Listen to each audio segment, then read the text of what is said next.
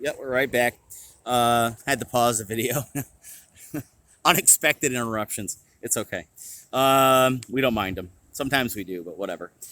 Smith goes on to write, this proclamation had the desired effect and led to the immediate application of Daniel Pridell, Prindel, Pridell, and others for a patent of township for 23,000 acres in the town of Queensbury, located along the Hudson River, and within its limits, the three clearings just mentioned above. Previously, this too, however, the buildings on the Half-Way Brook were occupied by Jeffrey Cowper or Cooper, and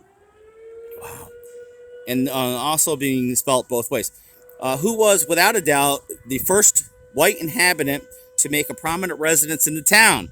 In regards to him, Sir Jeffrey Amherst wrote in a letter to Mr. Sharp, dated New York, the 20th of October, 1762, as follows. The permit to Jeffrey Cooper Cowper to occupy a small force at the Half-Way Brook between Fort Edward and Lake George was the only intended for the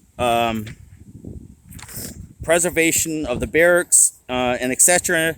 That had been erected there for the convenience of people that would be passing by, and the troops as well too, which I have found significant proof of.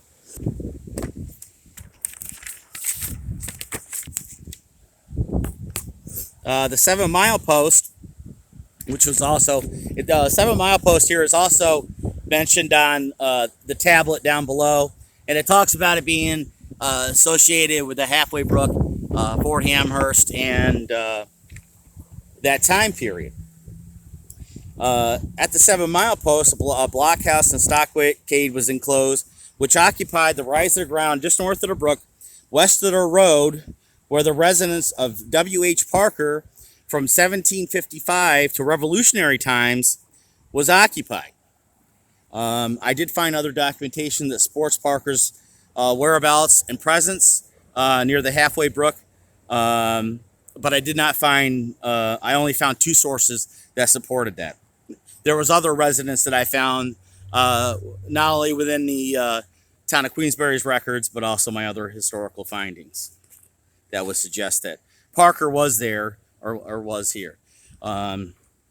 Today we don't have any indication. Unfortunately, we don't have any indication of where we know that Fort Amherst would have been between here, Half-Way Brook, Garrison Road, which is right here, and Fort Amherst Road, which is just northeast of where I'm standing today. Once again, Fort Amherst, noted military post between the markers and a brickyard. Also, the site was also known as the Garrison Grounds. Once again, was used for a fortified camp from 1757 to 1758. The fort was erected in 1759, and it occupied the forces of Baron Rydell in the Burgoyne's campaign of 1777, and was burned. The inscription on the stone says basically the same thing. Was burned in 1780 in Carleton's raid at the time of the northern invasion in the Burgoyne's march, not at one point in time. The association of Hovey Pond and Greenwood Avenue connects to Route 254, which also is connected to Route 9. Hovey Pond is a part of the Half-Way Brook watershed. We can see that. We can see that in several different references.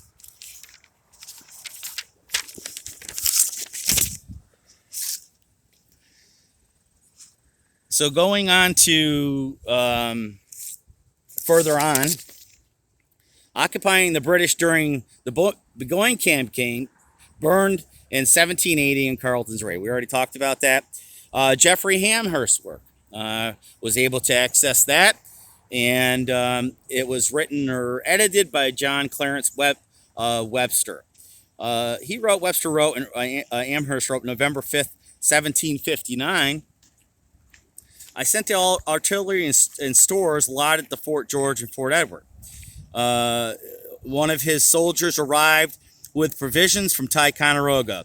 I had a letter from Lieutenant Small that he had taken 100 Ruggles deserters on the road to number 4 with 16 men he had with him